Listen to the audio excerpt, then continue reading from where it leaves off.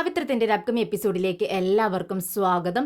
മുഖംമൂടി ധരിച്ച 4 പേർ ചേർന്ന് വേദയെയും വിജിയെയും സുഡറിനെയും തട്ടിക്കൊണ്ടുപോകുന്നു. എല്ലാവരുടെയും കൈകൾ പിറകോട്ട് വെച്ച് കെട്ടിയിട്ടുണ്ട്, കണ്ണുകൾ മൂടിയിട്ടുണ്ട്. അതുകൊണ്ട് ആർക്കും ഒന്നും കാണാൻ കഴിയുന്നില്ല. എല്ലാവരും ഉറക്കെ വിളിച്ച് പറയുന്നുണ്ട്, ഞങ്ങളെ വെറുതെ വിടൂ, നിങ്ങൾ എല്ലാം ആരാണ്, ഇതെങ്ങോട്ടാണ് ഞങ്ങളെ കൊണ്ടുപോകുന്നത് എന്നൊക്കെ ചോദിക്കുന്നുണ്ട്. പക്ഷെ ആരും ഒന്നും തന്നെ മിണ്ടുന്നില്ല. ഒരു വാഹനത്തിൽ കയറ്റിക്കൊണ്ടുപോയി വീടിനകത്തേക്ക് കൊണ്ടുപോകുന്നു. അതിനുശേഷം എല്ലാവരുടെയും കെട്ടിവെച്ച കൈകളെല്ലാം അഴിച്ചു മാറ്റുന്നുണ്ട്. അതുപോലെ തന്നെ കണ്ണുകളെല്ലാം മൂടിയ തുണികളെല്ലാം അഴിച്ചു മാറ്റുന്നു. ഉടനെ വേദി ചോദിക്കുന്നുണ്ട്, നിങ്ങൾ ആരാണ്? അതിനുശേഷം തങ്ങളുടെ എല്ലാം മുഖംമൂടി അഴിച്ചു മാറ്റുകയാണ് 4 പേരും. എന്നാൽ മുഖംമൂടിക്കുള്ളിലുള്ള ആളെ കണ്ട് വേദ ഞെട്ടുന്നു. അത് ആരുമല്ല, വിക്രമും ഫ്രണ്ട്സുമാണ്. വിക്രമിനെ കണ്ടതും വിജിക്കും സുഡറിനും സന്തോഷമാകുന്നു. അവർക്ക് വലിയ ആശ്വാസം തോന്നുവാണ്.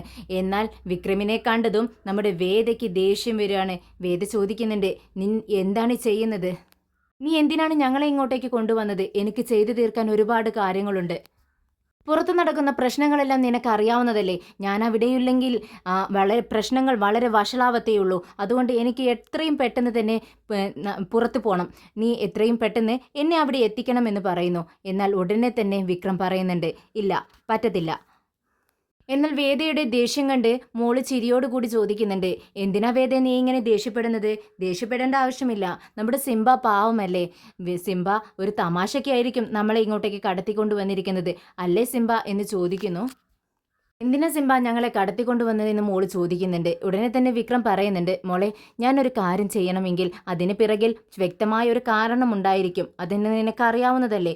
എന്നാൽ ഇപ്പോൾ ആ കാരണം പറയാൻ പറ്റത്തില്ല, തികച്ചും കോൺഫിഡൻഷ്യലാണ് എന്ന് പറയുന്നു. ഓക്കെ എന്ന് സുഡറും പറയുന്നുണ്ട്.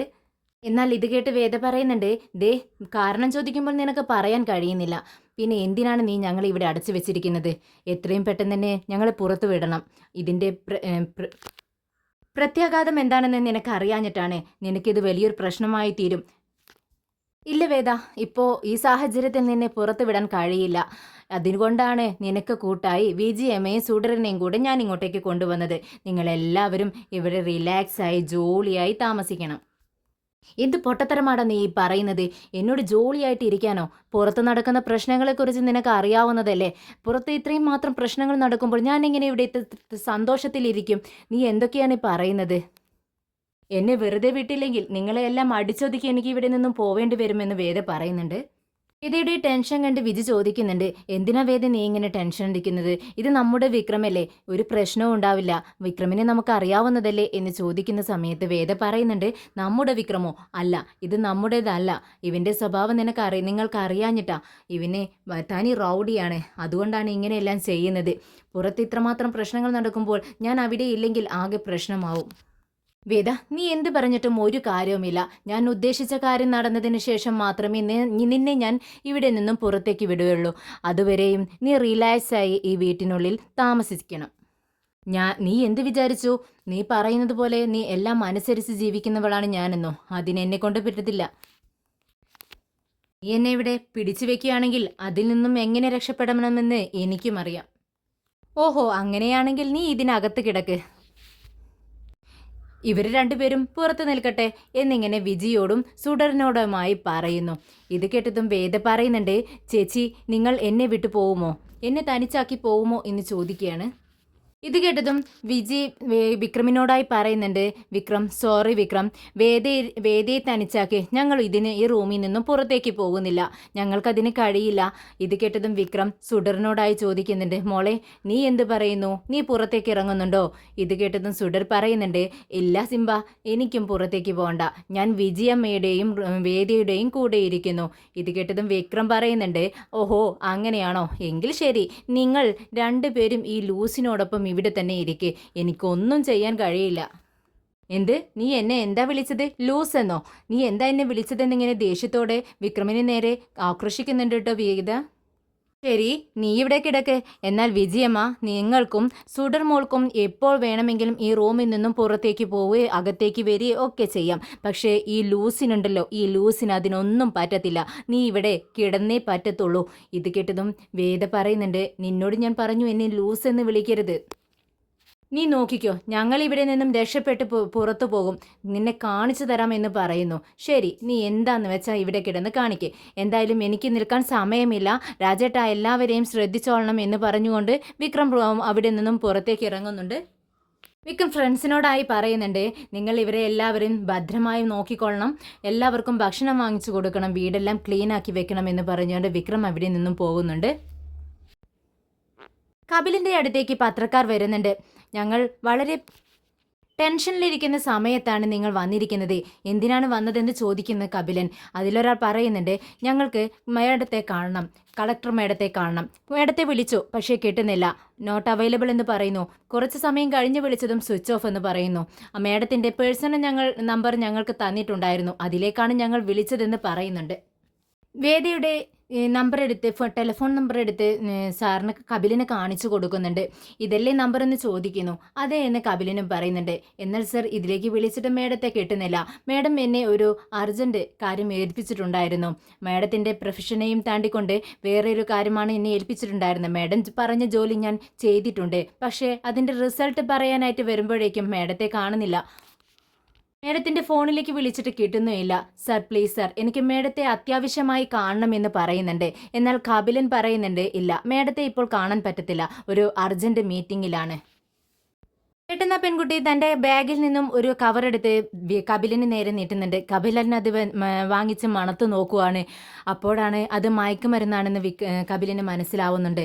എന്താണിത്, നിങ്ങൾക്കിത് എവിടെ നിന്നും കിട്ടിയെന്ന് കപിലൻ ചോദിക്കുന്നുണ്ട്. ഉടനെ തന്നെ ആ പെൺകുട്ടി പറയുന്നുണ്ട്, അതെ സർ, ഈ ഒരു ദൗത്യത്തിന് വേണ്ടിയാണ് മാഡം എന്നെ നിയമിച്ചത്.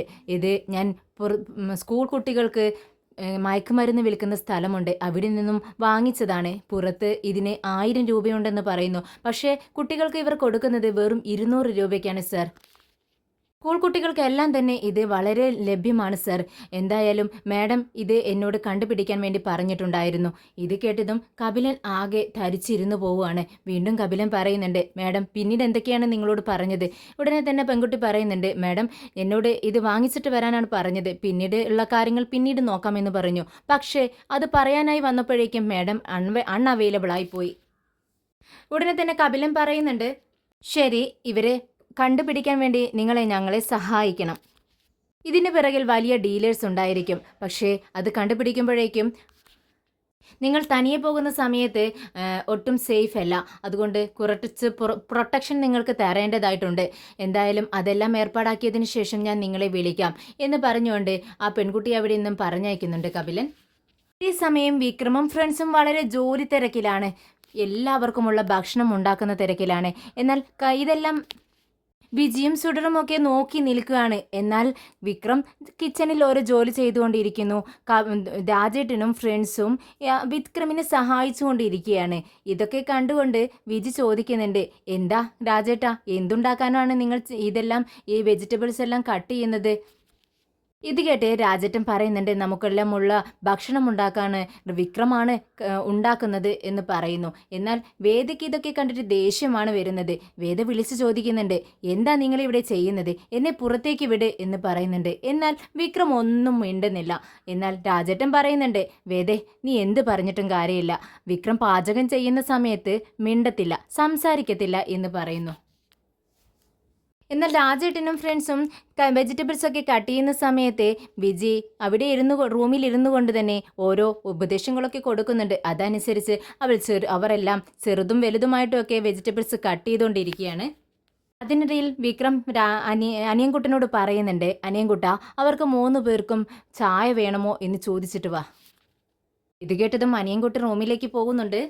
വിജയമ്മ, നിങ്ങൾക്ക് 3 പേർക്കും ചായ വേണോ എന്ന് വിക്രം ചോദിക്കാൻ വേണ്ടി പറഞ്ഞു. എന്ത് വേണമെന്ന് ചോദിക്കുകയാണ്. ഉടനെ തന്നെ വിജി തിരിഞ്ഞുകൊണ്ട് വേദയുടെ മുഖത്ത് നോക്കിക്കൊണ്ട് ചോദിക്കുന്നുണ്ട്, വേദേ, നിനക്ക് വേണോ, ചായ വേണോ എന്ന് വിക്രം ചോദിക്കുന്നുണ്ട്.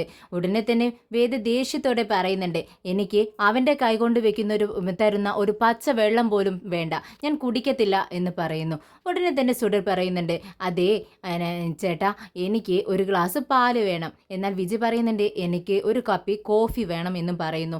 ഇത് കേട്ടതും വേദ പറയുന്നുണ്ട്, എന്താ വിജി ചേച്ചി ഇത്, നിങ്ങളിവിടെ ഭക്ഷണം കഴിച്ചുകൊണ്ടിരിക്കാൻ വേണ്ടി ചായയും കുടിച്ചിരിക്കാൻ വേണ്ടിയിട്ടാണോ വന്നതെന്ന് ചോദിക്കുന്നു. എൻ്റെ വേദേ, നിനക്കോ വേണ്ട, ഞാനെങ്കിലും കഴിച്ചോട്ടെ. അവർ വേണോന്ന് ചോദിച്ചതിനുള്ള മറുപടിയല്ലേ ഞാൻ പറഞ്ഞതെന്ന് വിജിയും പറയുന്നുണ്ട്.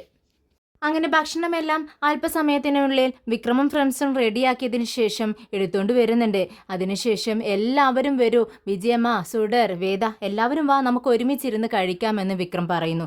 എന്നാൽ വേദയ്ക്ക് അതൊട്ടും ഇഷ്ടപ്പെടുന്നില്ല. വേദ ദേഷ്യത്തോടെ റൂമിന് പുറത്തേക്ക് പോകാൻ വേണ്ടി നിൽക്കുവാണ്.